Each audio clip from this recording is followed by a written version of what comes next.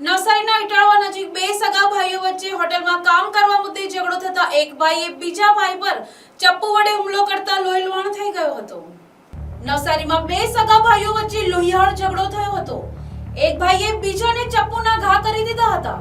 હોટલમાં કામ કરવા મુદ્દે ઝઘડો થયો હતો। ઈજાગ્રસ્ત ભાઈને તાત્કાલિક હોસ્પિટલમાં સારવારથી ખસેડવામાં આવ્યો હતો।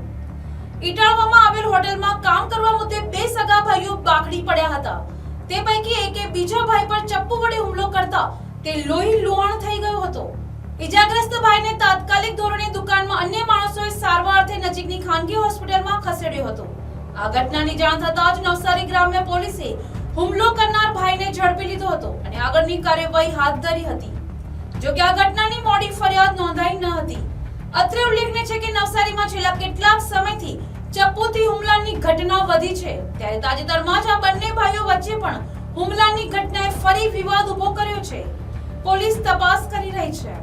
Bureau report NTC news Navsari.